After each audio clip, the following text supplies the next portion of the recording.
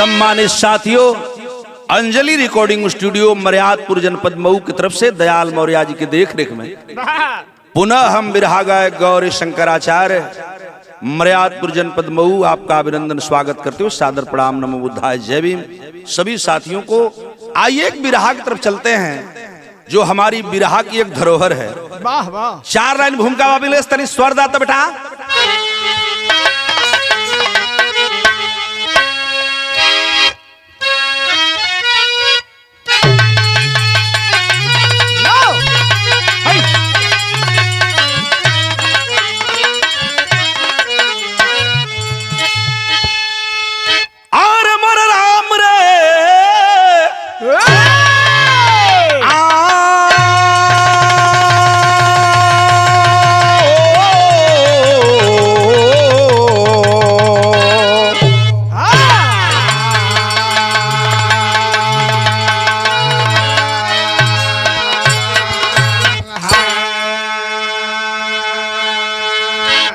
कवि जी का भाव है, भूमिका के लाइन है बेटा।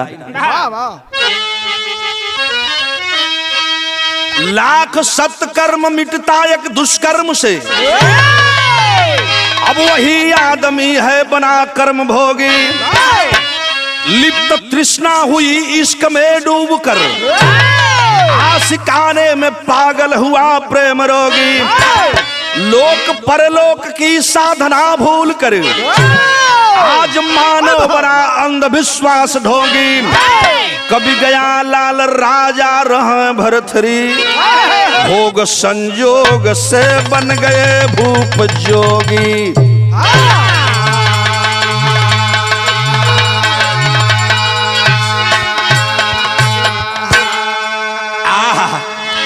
बिरहा के समझ लें बाबूजी, ताकि बिरहा समझने में दिक्कत न हो।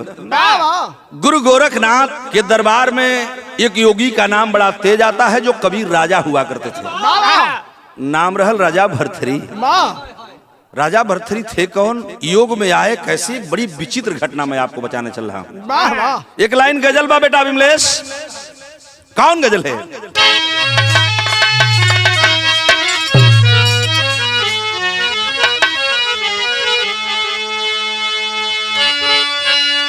एक ठे फिल्म का गीत बा और फिल्मी गजल हो। कौन सी गजल है जरा सा गौर करेंगे।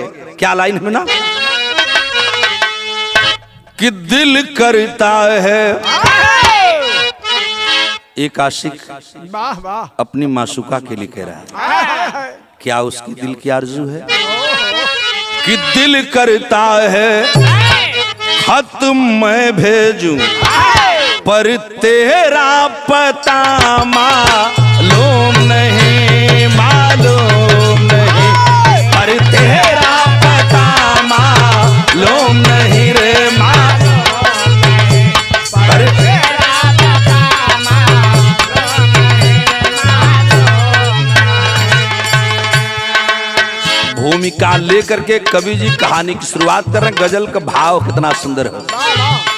बोले भरथरी श्याम देईस, लिखा है कर्म में भोग नहीं, अरे भोग नहीं, लिखा है कर्म में भोग नहीं, अरे भोग नहीं, लिखा है कर्म में भोग नहीं, अरे भोग नहीं।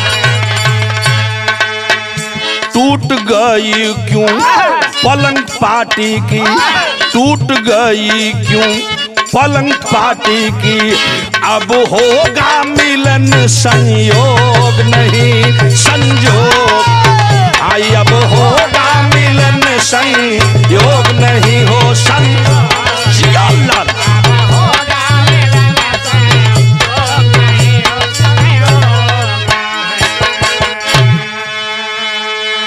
हमहन जब लड़का रली हरिंदर तो हमन के पुरनिया दादा लोग बुढ़ऊ कक्का लोग खिस्सा में कहा राजा भरथरी के जब शादी भल राजकुमारी श्याम देई से सुहाग रात में एक बड़ी अजीब घटना हुई।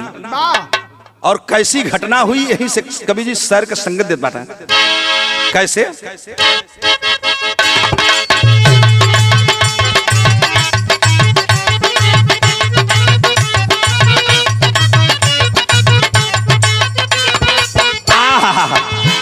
बतिया के समझ चला। लाइन कौन है? सती श्याम देई जो कि भरथरी की रानी थी, सती श्याम देई जो कि भरथरी की रानी थी, सुहाग रात में टूटी पलंग जवानी थी।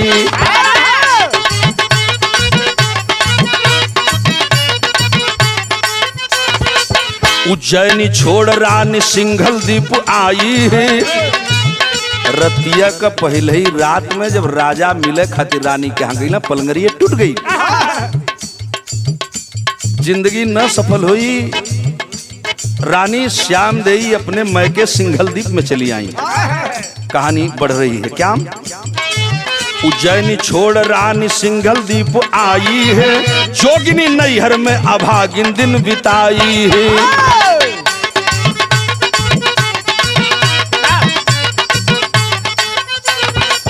रानी श्याम देई की छोटी एक बहिन रही,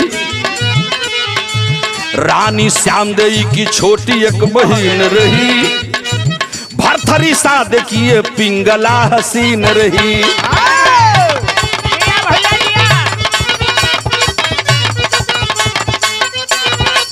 सगी सड़ुआइन काम वासना में लीन हुए, सगी सड़ुआइन काम वासना में लीन हुए, रानी पिंगला के जाल में अधीन हुई।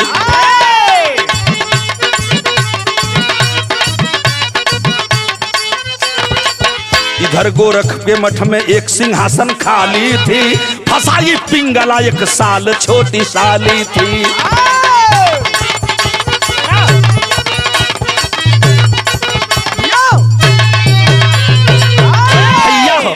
सिंघल दीप की राजकुमारी रानी श्याम देई से बिया राजा भरथरी से भल। राजा भरथरी जब सुहाग रात में गल बाटन, लोग बतावल न खीसा में कि पहले रात में सुहाग रात मनौला से पहले ही पलंग पाटी टूट गई। राजा भाग चले पलंग से, इतना अनहोनी है, तेरे साथ हम जिंदगी नहीं बिता पाएंगे। राजकुमारी सिंघल दीप की श्याम देई अपने मैके चली आई। आज जब मैके चली आई तो राजा का जीवा ना मानले शंकर, गईला ससुरारी। वही श्याम देई रानी के गो छोटकी बहिन रहल, नाम रहल पिंगला। पिंगला जितना सुघर नाम रहल उतने नीक रहल भी, गोरहर छरहर बदन, सुघर चेहरा। राजा भरथरी का दिमाग अपनी साली पर गई, और जब साली पर दिमाग गई राजा भरथरी मोहित हो गए, दोनों में प्यार हो गया। और अपनी साली पर मोहित भइला, वो प्यार इतना बदलल कि राजा भरथरी पिंगला से सगाई कर लिए, शादी हो गई। और शादी करके रानी पिंगला को लेकर के अपनी पत्नी श्याम देई की छोटकी बहनिया के लेके अइलन अपने राज्य में, और उज्जैन नगरी में आकर के दिन बिताने लगे। और जब दिन बिताए लगे पूरा मौज मस्ती में दिन बीतत रहे। समय जब परिवर्तित हुआ, एक लाइन बिरहा में तरज लगल विमलेश।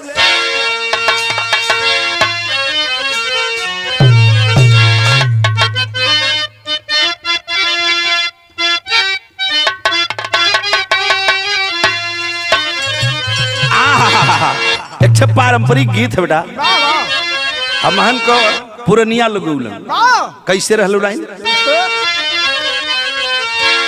कि पताई बटूरी की होली का जरा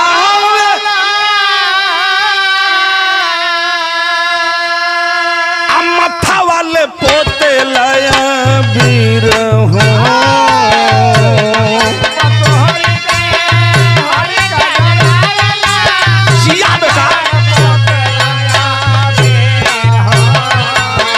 पताई बटूरी की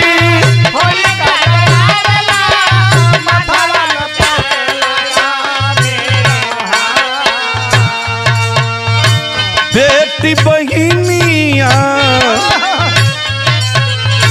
बेटी बहिनिया माई नहीं चिन्हल,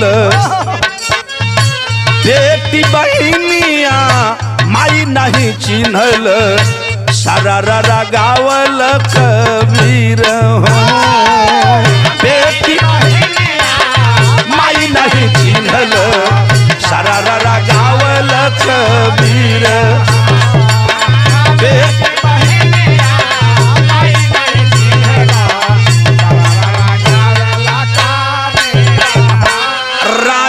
भरथरी अपने दूसरी पत्नी जो सरिया रहल साली पिंगला को रानी बना करके अपने राज्य में मौज मस्ती में लीन थे। एक दिन एक घटना घटल चंदन। कौन सी घटना है कि उज्जैनी नगरिया में आयल एक थे जोगी,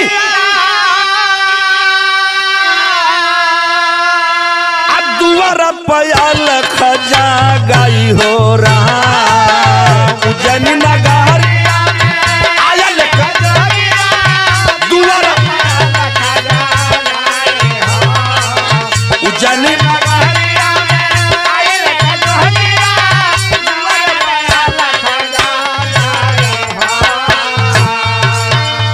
रून झुन खजड़िया हो, रून झुन खजड़िया हो जोगिया बजावला, रून झुन खजड़िया हो जोगिया बजावला। देखल भरथरी जी आई हो, रून झुन खजड़िया हो जोगिया बजावला। देखल भरथरी जी आई, रून झुन खजड़िया जोगिया।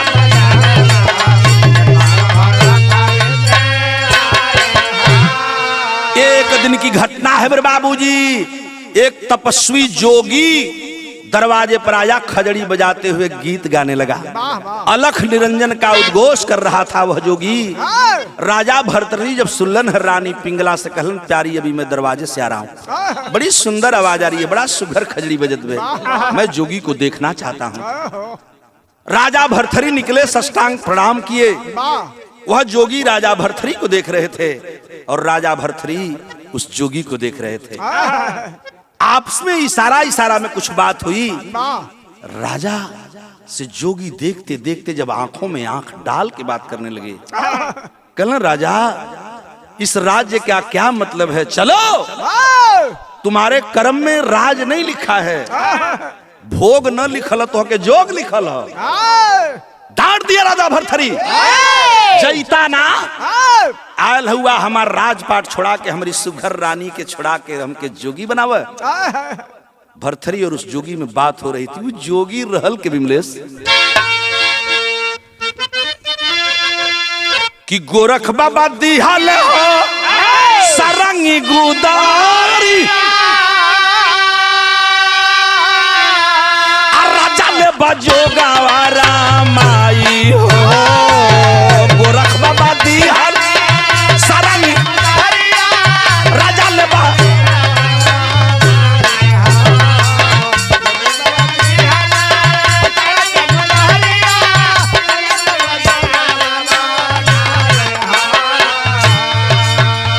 गोरख बाबा दे हाल हो सरंगी गुदारिया, राजा ले तजो गवारा माई हो।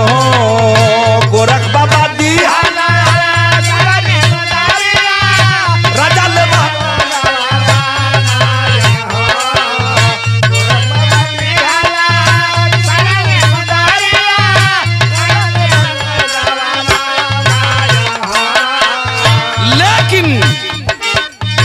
पिंगला है फेंकी गुदड़ी जोगिया उठावला।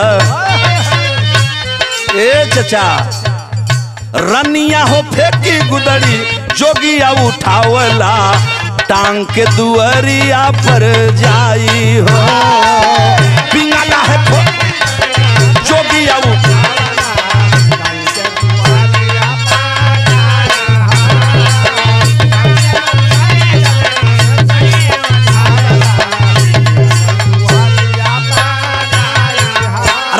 भरथरी गुरु गोरखनाथ से वार्ता हो ही रही थी। गुरु गोरखनाथ ने कहा कि भरथरी उठा लो सरंगी, एक गुदड़ी पहन लो, जोग रमा लो, तोहरा नसीब में भोग न बा। भरथरी टुकु टुकु ताकत हो, ई बतिया रानी पिंगला महलिया में से सुन ले ली। दौड़ करके अलिन है गोरखनाथ के डांटली, जईता ना अला हमरे पति के जोगी बनावे, भागा ना तब निकालब कुछ पहियो लग जाई। गुरु गोरखनाथ रानी पिंगला की बात को सुने, राजा भरथरी की बात को सुने, अलख निरंजन गुरु का स्मरण करके सरंगी उठौला। गुदरी सरंगी वही दुआरी पर एक ठे बड़ियार खुंटी रही पर टांग देला। कहला चेला हम तो जात है, लेकिन है राजा भरथरी, जिस दिन इसकी जरूरत पड़ेगी तुझे उस दिन उठा के चले आना, मैं तेरा इंतजार करूंगा। गुरु गोरखनाथ गोरखपुर में चले आए। लोग बताते हैं कि एक सिंहासन गुरु गोरखनाथ के ठीक दाहिनी तरफ खाली रहा उस समय। रानी पिंगला के प्यार में राजा भरथरी इतना मस्त हो गई, वही के चुम्मा, वही के चाटा, वही के आलिंगन कर, रात दिन वही में मस्त हुआ। वक्त बीतत रहल, एक दिन के घटना घटल बेटा, गीत बदल गए विमलेश। यह तर्ज बा,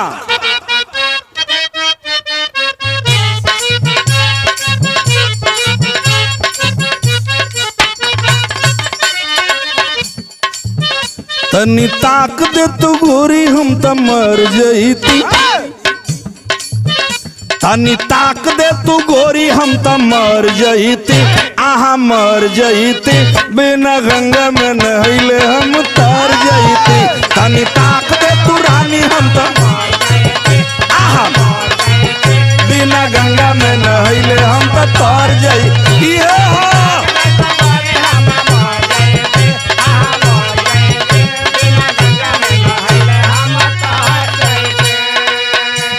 रानी पिंगला कहे जोगी जा, सरंगी टांग धल तो जा। जोगी जोग ना रमई हूँ हमार राजा जी, ये हमार दुल्हा हूँ, पति हूँ, यहाँ का राजा हूँ, उज्जैन नगरी के राजा हैं, प्रजा के सेवक हैं, चले जाइए, जोगी मत बनावे आवाज में। रनिया बोलत रहल, एक दिन को घटना घटल, जोगी गुरु गोरखनाथ तो चले गए। कुछ वक्त बीता तो एक घटना घटने जा रही है।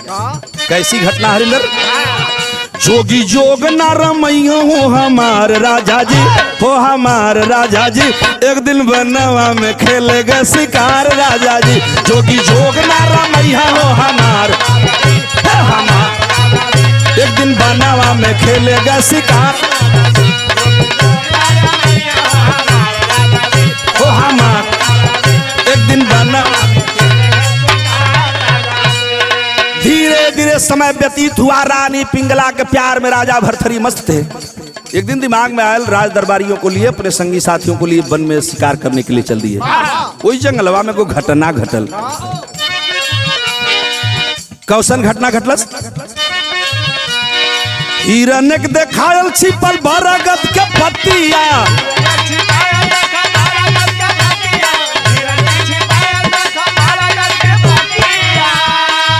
वही जंगलवा में राजा भरथरी जब शिकार खेले गल बाटे, तो एक ठे शिकार सामने आयल और पतई के झुंड रहल, बरगद के पेड़ रहल, बड़े बड़े पतई, वही में आके अड़मा लुका गल। शिकारी के देखल थे। जब हिरण को राजा देख रहे हैं, शिकार करने के लिए बाण चढ़ा लिए। भैल का हिरण एक दिखायल छिपल बरगद के पत्तिया,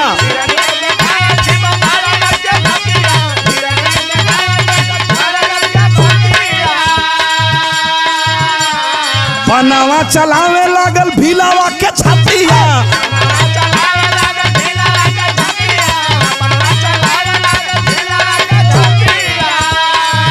अब तो रोवल भिलनिया निहार राजा जी, अब तो रोवल भिलनिया निहार राजा ली, बाबा गोरख बनवे मझार राजा जी। अब तो रोवल भिलनिया निहार राजा जी, हो निहार राजा जी, बाबा गोरख बनवे मझार राजा। अब तो रोवल भी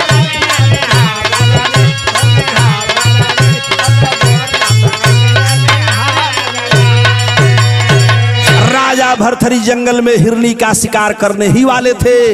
बाण को चला लिए, हिरन तो बरगदवा के पतैया में छुप गल, लेकिन जब बड़वा छोड़ना समनवा एक भील भीलनी आवत रहे, बाण जाके सीधे भील को लग गया और भील वही गुरु गुरु शब्द कहते हुए धाराशाही हो गया, मर गया। जब भील मर गया, भिलनिया पहुंचल लगल रोए वही जंगल में। सारे संगी साथी रो रहे हैं, राजा को हत्या का दोष लग गया। राजा भरथरी बड़ा चिंतित हैं, यह पाप मैं कैसे भरूंगा, मैंने इसके पति को मार दिया, पत्नी रो रही है, यही घटना अगर मेरे साथ होती तो क्या होता। यही राजा भरथरी सोच ही रहे थे कि तौले वही जंगलवा में ये शंकर अलख निरंजन खजड़ी बजाते हुए गुरु गोरखनाथ हाजिर। चले गए राजा भरथरी के पास। कल राजन, कल हाँ गुरुदेव कैसे आप आ गए बताइए। तो गुरु गोरखनाथ ने एक बात कहा भरथरी से, धिक्कार है ऐसे मानव को, अरे धिक्कार है ऐसे मानव को, जीवन में किसा सत्कर्म नहीं, स्वार्थ के बदले प्रजा को दुख दे, यह राजा का धर्म नहीं। भील को जिंदा कर गोरख, अरे भील को जिंदा कर गोरख राजा को जोग बताए हैं, दिए अमर फल लेके भरथरी राजमहल में आए हैं। कल का राजन अब ही ना समझ में आया। राजा वह होता है जो सबकी भलाई करे और अपने बदले प्रजा को दुख दे, यह राजा का धर्म नहीं। राजा भरथरी आपने हत्या किया है, क्या चाहते हो? रोने लगे राजा भरथरी। गुरु गोरखनाथ ने अपने तपोबल से, सत्य मार्ग से उसी जंगल में भील को जिंदा कर दिया। भिलनिया बड़ी खुश भइल। कलन का भरथरी अब्बो सरंगिया उठी। कल महाराज हमको कोनो मौका चाहते हैं। गुरु गोरखनाथ कहल तो मौका अगर चाहता होता एक ठे ला आम का फल देला और बतौला कि ई अमर फल है और इसका गुण समझ लो, ले जाओ इस अमर फल को, और जिसको तुम बहुत प्यार करते हो ना अपनी रानी पिंगला को दे देना। कल महाराज तो हो ही का। कल एक गुण बताओ थी। गुरु का बतलो टेरी लगी मिलेस।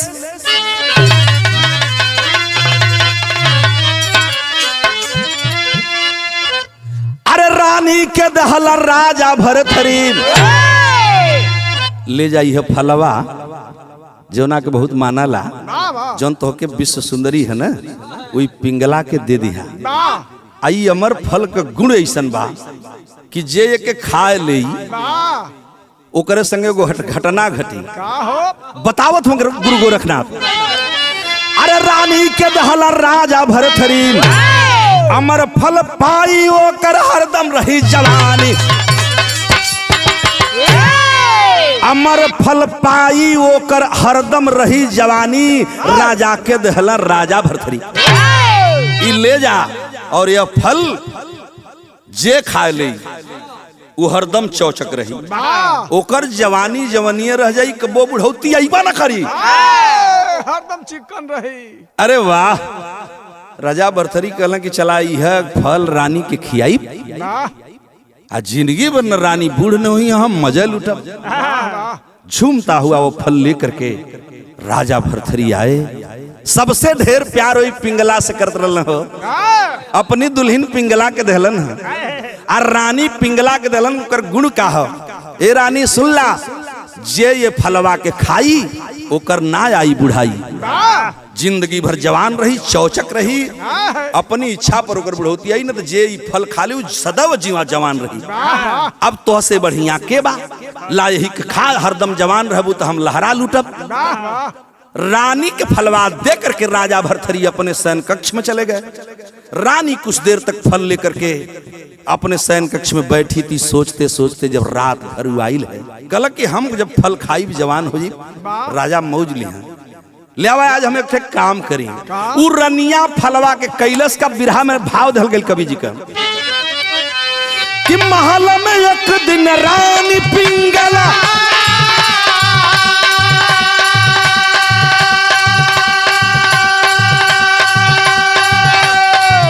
उहे मंत्री जी के दिहली फल,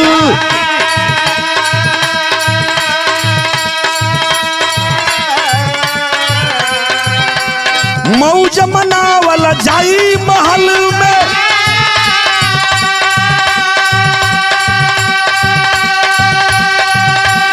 अमर जवानी रही बनली,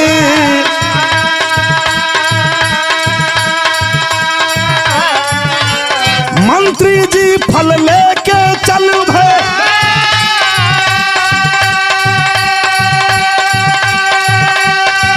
वो एक बेस्या से रहे फसल,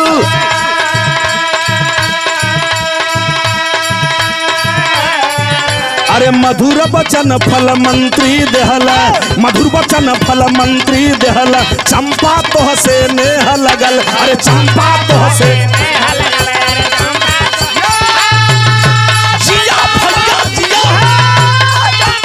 अरे यहाँ है बेटा।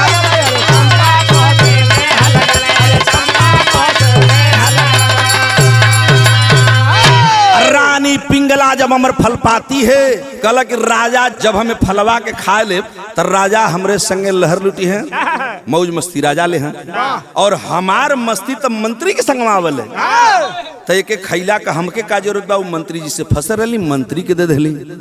मंत्री जी फल पुगला के खाए ले बा, कबो बुढ़ोती नहीं तू जवाने रहबा।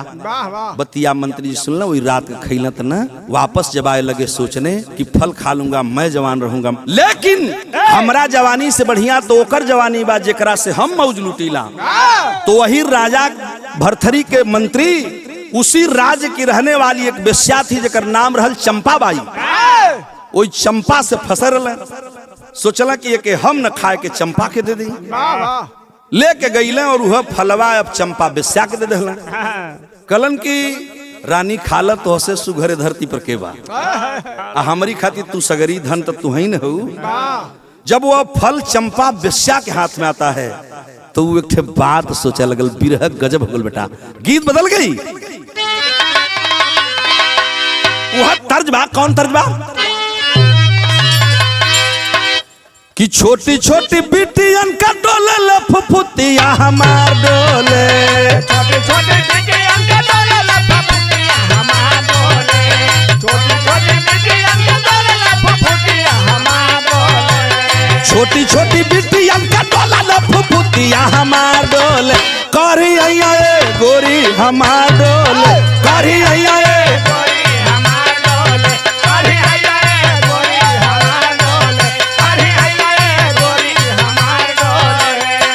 शंकर।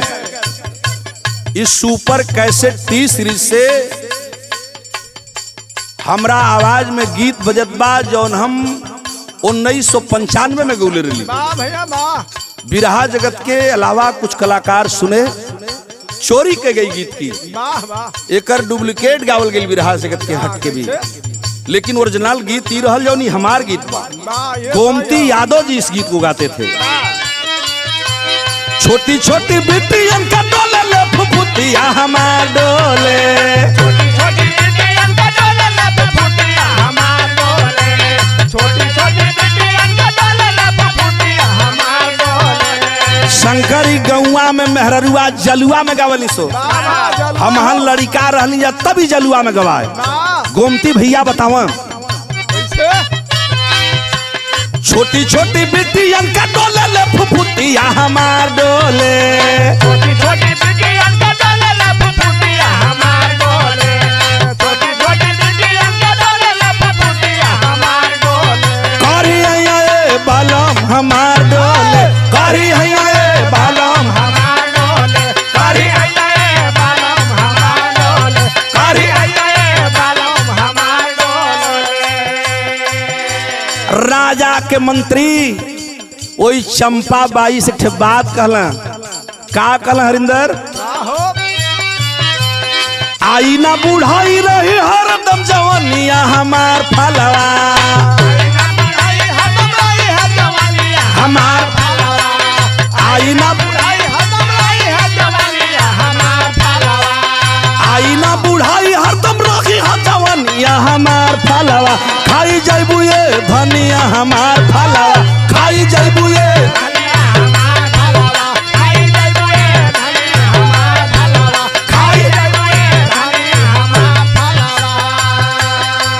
फल को हाथ में लेकर के चंपा बाई सोचने लगी।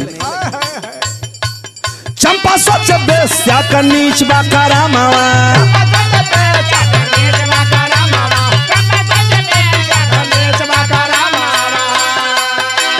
रहबे जवान रोज बिगड़ी धरा मावा,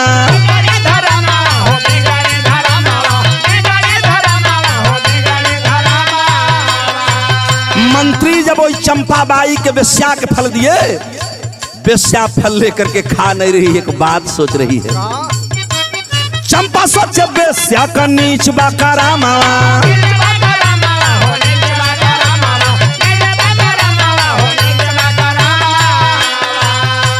रहबे जवान रोज बिगाड़ी धरामावा।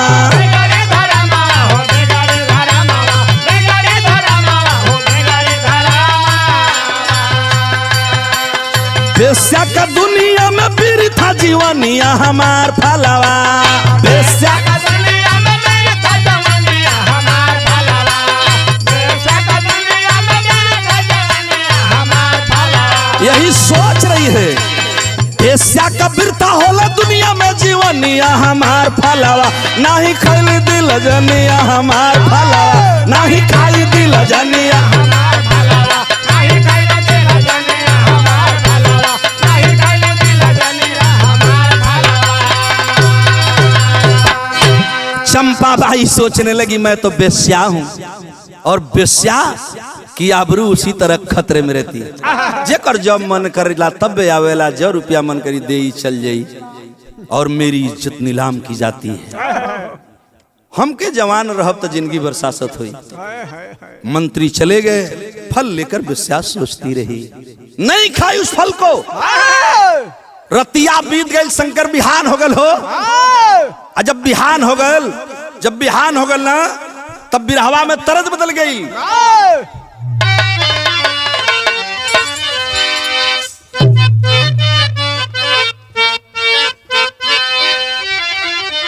यह वह तर्ज पारंपरिक कि जादू मारी के ले गईला, अरे जादू मारी के ले हो गईला, साखी के गवाना जादू मारी के ले हो गईले, साखी के गवाना जादू मारी के ले हो गईले, साखी के गवाना जादू मारी के ले हो गईले।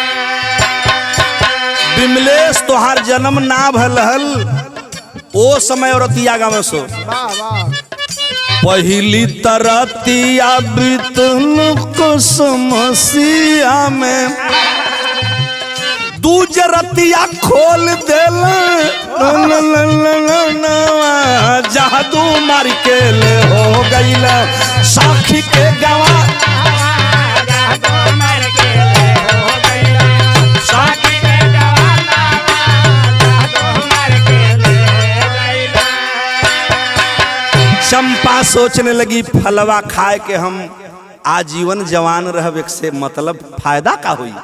सोचते सोचते वह बेस्या एक फैसला ले लेती है, और चंपा बाई ने फैसला कितना बड़ा लिया बाबू, कि चंपा लेके फल अइली, उहे चंपा लेके फल अइली, राजा के समाना चंपा लेके फल, राजा के समाना चंपा लेके फल, राजा के समाना चंपा लेके फल। ए राजा भरथरी के सामने आती है चंपा बाई, और एक कारजू कर गई है, क्या दरबार में चंपा तू कैसे आई है? राजा ने सवाल किया, वो चंपा बाई जवाब दे रही है, खाई ले राजा फल, एक क्षेत्र होके खाए खातिर हम चीज लेके आए, तोपले है बड़ा बढ़िया कपड़ा से। जब उघार दहलस राजा एक तक ताका लगू, चंपा तू मुझे खाने के लिए क्या लाई है रे पगली, इसका गुण क्या है, तू पाई कहां से है? एक बार कई गो सवाल कर दे। वो बेस्या बता रही है, खाई ले राजा ना बुढ़ाई राउरता नावा, चंपा लेके फल अइली, राजा के सभा नावा चंपा लेके फल अइली,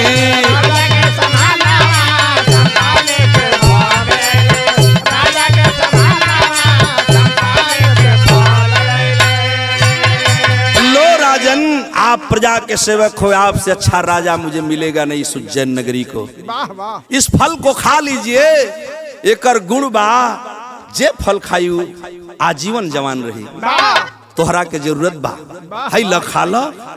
एक टक राजा भरथरी उस फल को देख रहे हैं, रानी के विषय में सोच रहे हैं, वो बेस्या की ताकत हूँ। देखता राजा भरथरी का पसीना छूट गई ना, राजा भरतरी के पसीना छूटे लगले हरिंदर। हरिंदर नियर। हाँ हो नहीं के नियर सोचा लगल ना का अमर फल देखत राजा गईला पहचानी।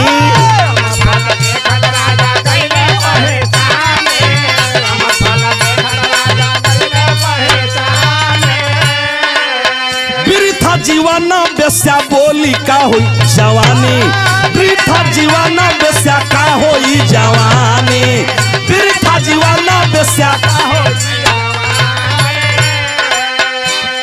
चंपाबाई कहली कि राजा हम बेस्या हई, बेस्यावृत्ति हमार धंधा बा के खाई तो हम जिंदगी भर जवाना रहब, एकर हमके का फायदा बा। ऐसे बढ़िया रहित प्रजा का सेवा राजा तू खा लेता तो हमार उमंग बाई। प्रजा का सेवा राजा रहत राजा नावा। प्रजा का सेवक राजा रहता राजा नावा। चंपा लेके फल अइली राजा के सभा नावा। चंपा लेके फल अइली।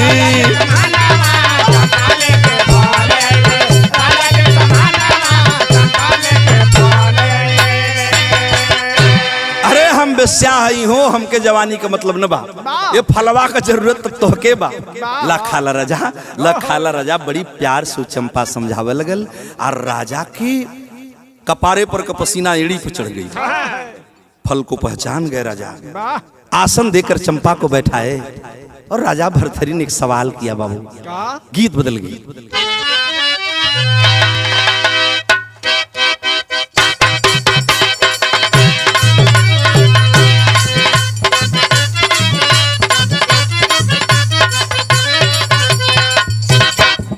वह तर्ज बा चुम्मा चुम्मा दे दे, चुम्मा चुम्मा दे दे, चुम्मा रे गुजरिया।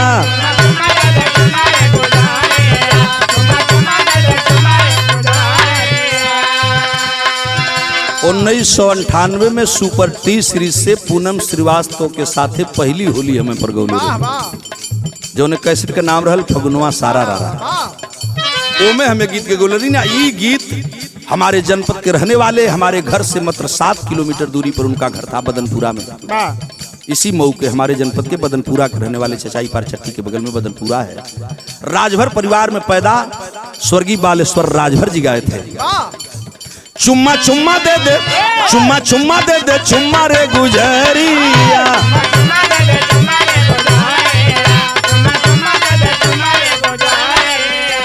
सवाल कर दिया राजा, कहाँ फल पौलू, कहाँ फल पौलू, बोला हो गुजरिया।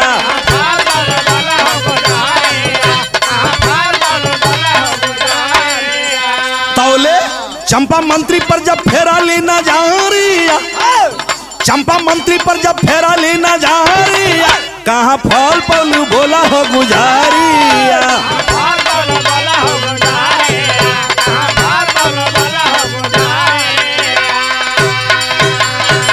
राजा जब पूछलन कि चंपा ई फलवा तू पौलू कहाँ, ए बाबू कनखिए चंपा बाई मंत्री की ओर ताका न लगल। राजा कहला बताओ ना, इशारा से बताती है चंपा बाई की है मंत्री जी दिलन। और जब राजा का नजरिया मंत्री की ओर गयल, राजा का नजरिया जब मंत्री की ओर गई बाबू, तब का भइल तनी हाई देखा कि मंत्री कहा मिलल रानी, अरे मंत्री कहा मिलल रानी, जिससे हो फल बा। राजा आप यही न जानते हैं कि मेरे पास फल कैसे आया।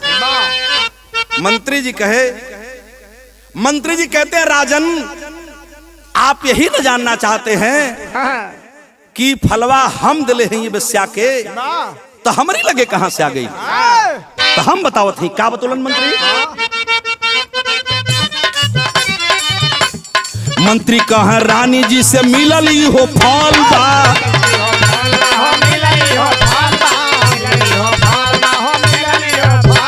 अब तक गजब हो गए शंकर, फल देख के रानी आज पिंगला फसल बा।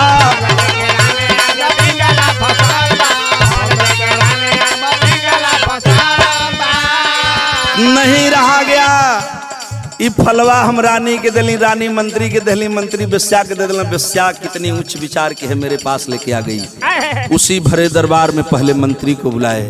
राजा भर्तृहरि का गुस्सा नहीं अड़ा और भरे दरबार में उज्जैन नगरी में राजा ने तुरंत फैसला कर दिया। राजा काट लेला मंत्री का मऊरिया, राजा काट लेला मंत्री का मऊरिया, कहाँ फल पलू भोला हो गुजारिया।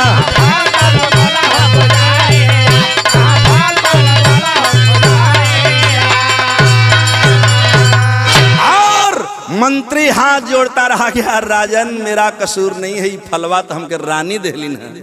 तो ई बतिया तो राजा भर्तृहरि जनते रहले कि फलवा तो अपनी पिंगला के दिले रहली। लेकिन पहला गुस्सा वही मंत्री पर उतरा, भरे दरबार में धड़ से गर्दन को अलग कर दिए। और उसी दिन के जा महल में ये शंकर याद आ गई गुरु गोरखनाथ की वचन, ताकत हो दुअरिया पर सरंगिया गुदरिया टांगली है। राजा भर्तृहरि भरे दरबार में की तरफ से उठे और उठ करके एक काम के बिरहा का तरज बदल गई बेटा।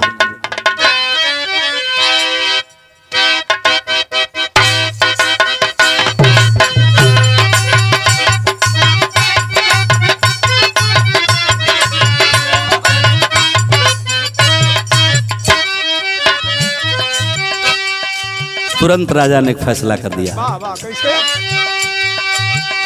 विक्रम के राज दे के, विक्रम के राज दे के ताजा राज धनिया छोड़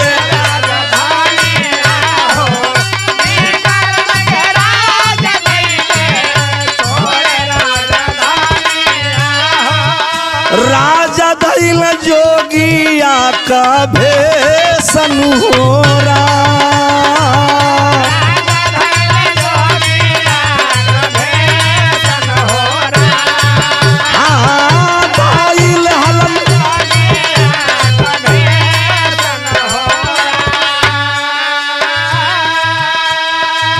ए विमलेश भरी जवानी में राजा भर्तृहरि उठा लिए सरंगी गुदरी, रमा लिए तन पर अलख निरंजन कह के सरंगी टेरत दरबार से राजा निकलने लगे। कहाँ आए जरा देखें। जोगी भेष बन के राजा गोरखपुर में आए रामा,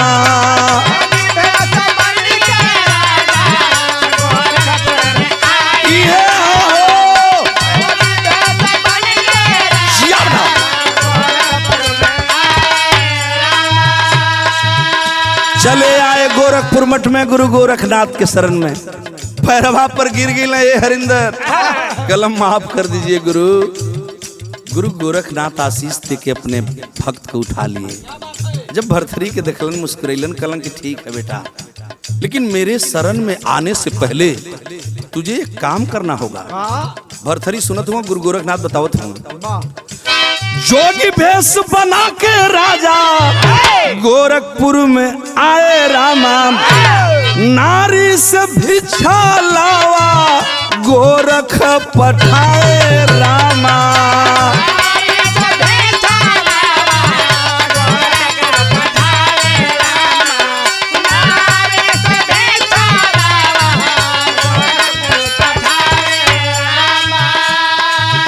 गुरु गोरखनाथ कहा राजा भर्तृहरि तेरी शुरुआत वहीं से होगी, जाओ पहले अपनी पहली पत्नी से भिक्षा लेकर के आओ और माँ कह करके भिक्षा मांगना।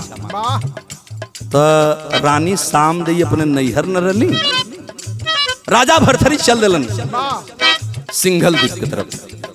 तो लोग बतावल ना का सिंघल द्वीप चले राजा जहां रहली रानी आहो,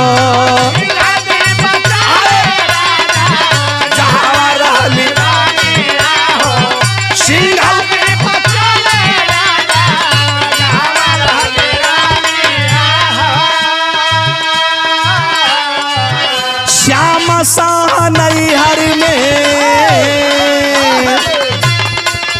जहवा श्याम साह नैहर में वियोगन हो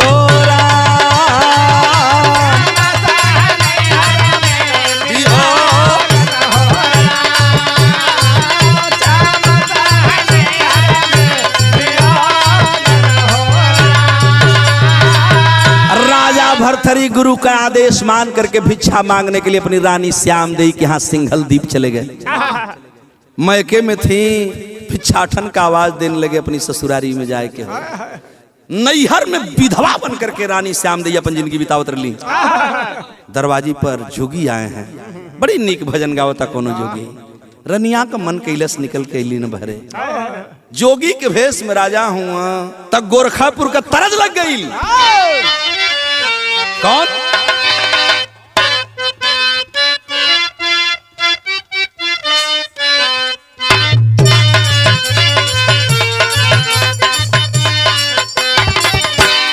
झुनुकी सरंगिया जोगी मर रून झुन बजावा लयर रूना झुन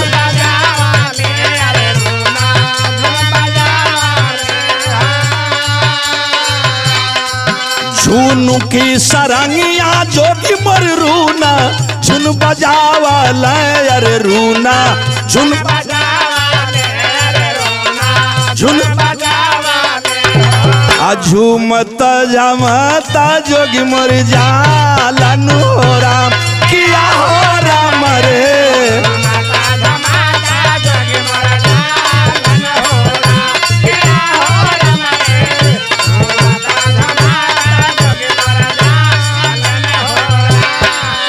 ए बाबू जोगिया का भजनिया सुन करके जब रानी श्याम देवी बहरवा आयल बाटी मथवा चक्कर देवे लगल, पूरा शरीरिया नाचे लगल।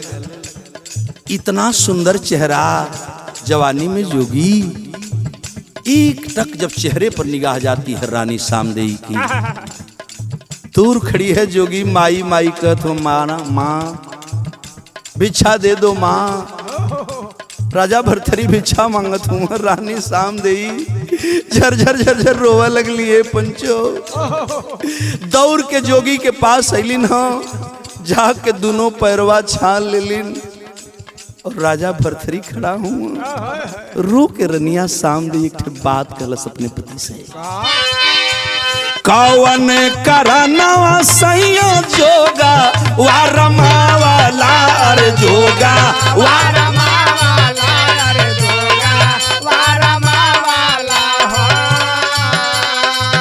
कौन करनवा स्वामी जोगा वारमावा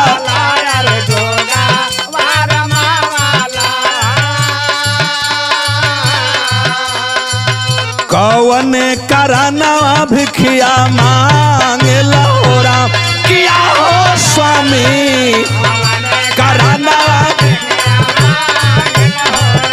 किया हो।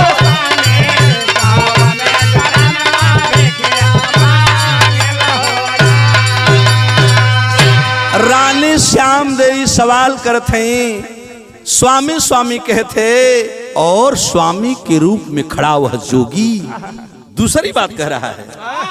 माते तुम मेरे जोगी होने का कारण पूछ रही हो ना। तब रानी श्याम देवी पहचान न पावा ये सोच के राजा भरथरी एक बात कह दिए कि कर्म के करानवा माई जोगा वारमावाली अरे जोगा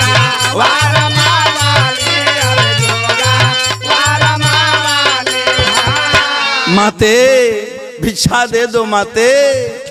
नहीं आप जोगी क्यों हो गए? जब रानी का दूसरा सवाल आ गया फिर जोगी जवाब दे दिया, कर्म के कराना माई जोगा वारमावाली अरे जोगा वारमावाली अरे जोगा वारमावाली।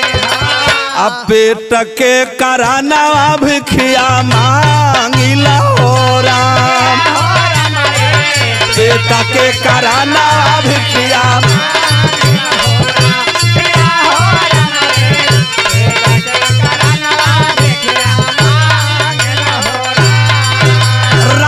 भरथरी के खाली तने कहले कत देरी रहल रनिया से ना बर्दाश्त भल। कलक कबले नौटंकी करबा। हे हमार प्राणनाथ, ये हमार स्वामी, हम तो के चिन्हत है। राजा भर्तरी अवाक हो गए। कलन रानी, अगर आप हमें पहचान रही हो तो एक बात बता दो रानी। श्याम देई और राजा भर्तरी से वही जब सवाल जवाब होके लगल। तू मुझे जानना चाहती हो मैं जोगी क्यों हो गया? हाँ, यह तो हम जानल चाहते हैं, हमार स्वामी बता दा जोगी महाराज।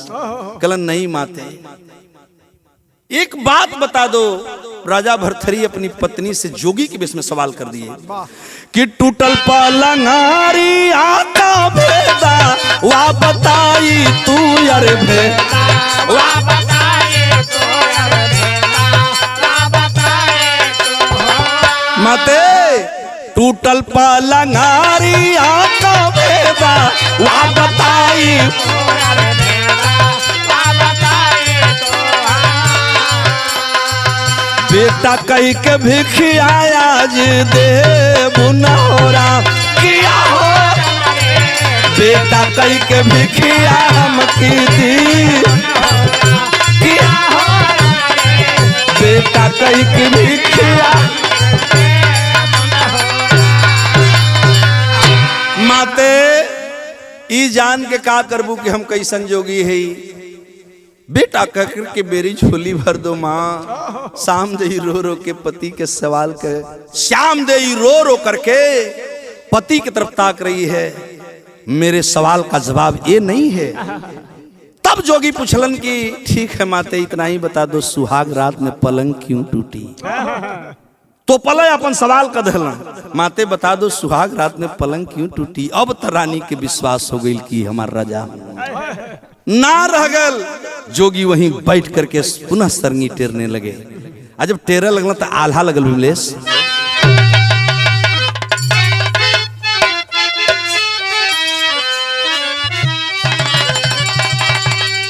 कि जोगी अब बजावत रहल ये पंचरुन झुन सरंगिया आए हैं। अरे भेदावा बता दारो श्याम देई ना।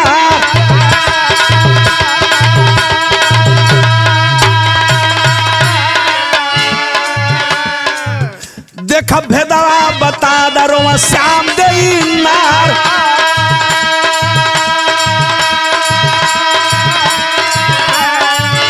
अरे पहले जन्म रहली नाग यो नगिनी।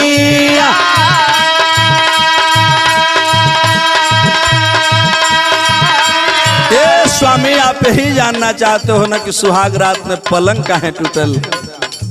तो भिक्षा देने से पहले मेरी बात सुनो। उधर रनिया बतावे लगल हरिंदर कि पहले जन्म रहली नाग यो नगिनी।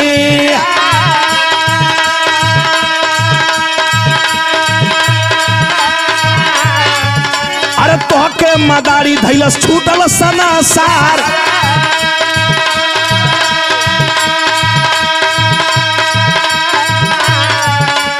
दूसरे की बेरिया चकवा चकई का जनमा।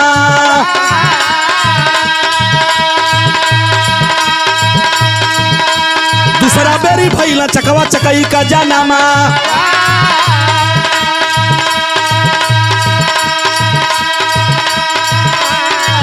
अरे धोई के शिकारी लहलस जनवा तोहा।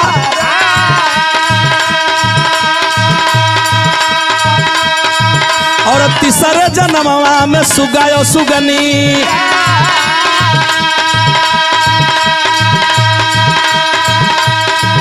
ए राजा एक दिन तौन के मदानावा का जागल खुमार।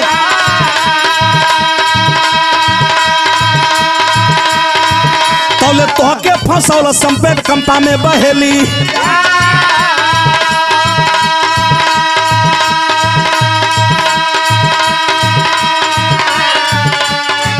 तौले तोहके फंसौल सपने कंपा में बहेली।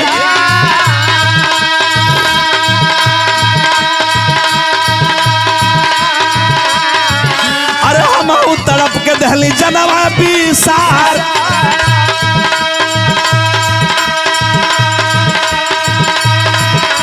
चौथे में भइल हमार मछरी का जनमा।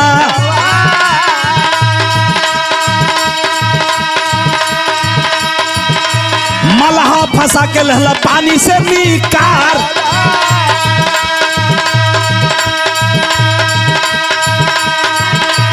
पचवे में बकरा हम बकरी हो गई। पचवे तू बकरा हम बकरी हो गई।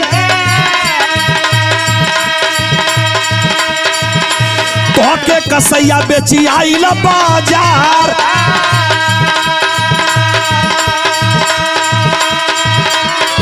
राजा अरे छठवे में हर ना हम लाग गइल बना।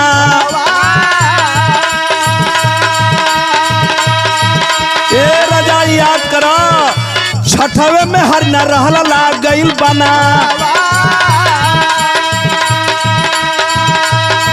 उहे सतवे में दूधावा जहरवा हमार।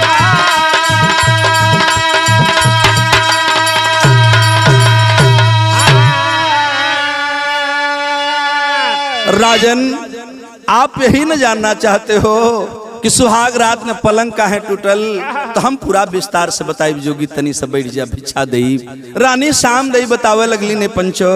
पहला जन्म का कहानी बा राजा तू नाग रहल हम नागिन रहली बहेली फंसा लेलस ओके। और जब आपको मदारी लेके चला गया खेला दिखाने के लिए तो हमने दम तोड़ दिया।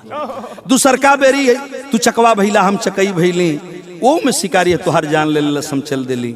तीसरे जन्म में सुग्गा सुग्गी रहली। एक दिन हमन प्यार का बहार लूटत रहली वही समय कंपा में बहलिया फंसा लेलस।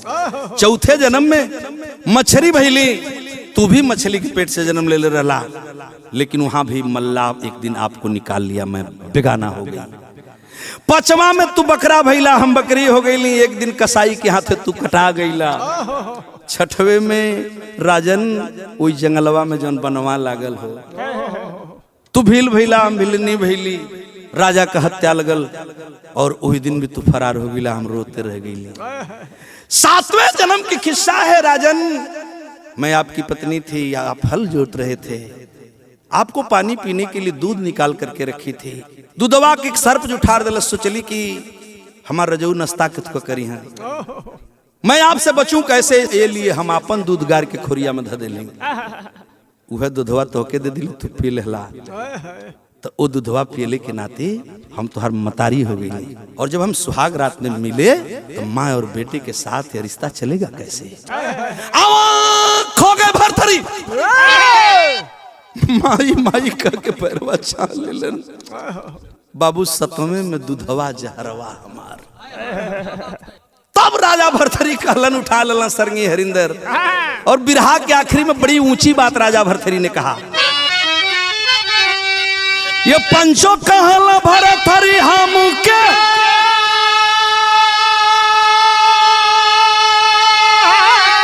अरे भिखिया चुकाए जाए अठावा जन्मवा माई। अरे अठावा जन्मवा माई ऐसा ही बिताए जाए अठावा जन्मवा।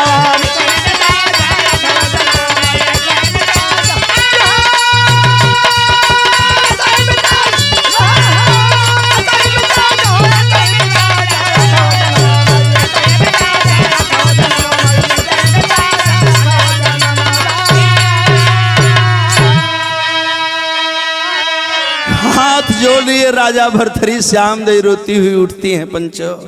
एक ठे काम कैलिन है कि श्याम दई भिक्षा दहली बरसा नया नवा आज झोलिया में डाल लगली हीरा या रताना।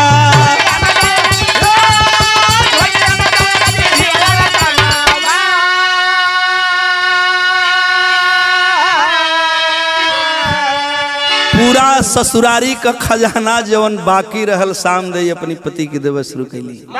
लेकिन राजा भरथरी खड़े हो गए गुदरिया फैला के गो बात कहले शंकर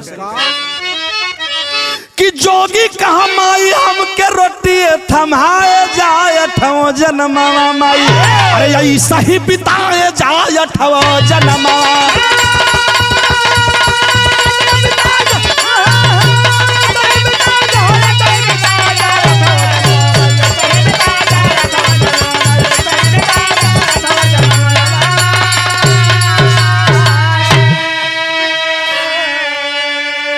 महारानी श्याम दई बेटा कह करके राजा के अपने पति के भिक्षा दहलीन लेकर चल लिए गुरु गोरखनाथ के दरबार में। और वहीं से राजा भरथरी के नाम से प्रसिद्ध होते हैं। तो कवि ने भाव दिया है कि माया से विरक्ति भक्ति जीवन रमाए, अनाथ पंथ गोरखनाथ तब ही से चलाए।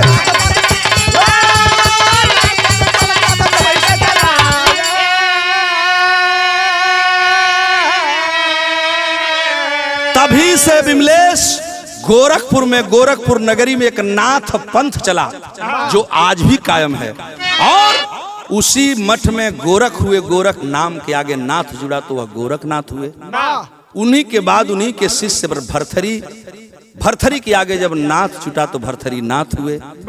यह प्रथा चलती रही और आज उसी मठ पर पे माननीय यशस्वी मुख्यमंत्री योगी आदित्यनाथ।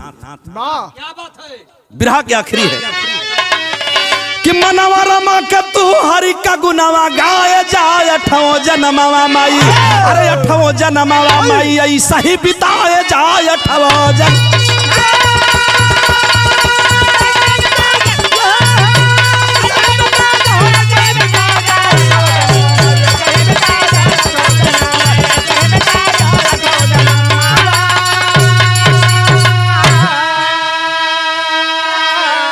गुरुदिल मोहम्मद राम सेवक सिंह सीओ वदन हरिद्वार, गया लाल कवि जगलू यादव जगधारी दहल प्यार।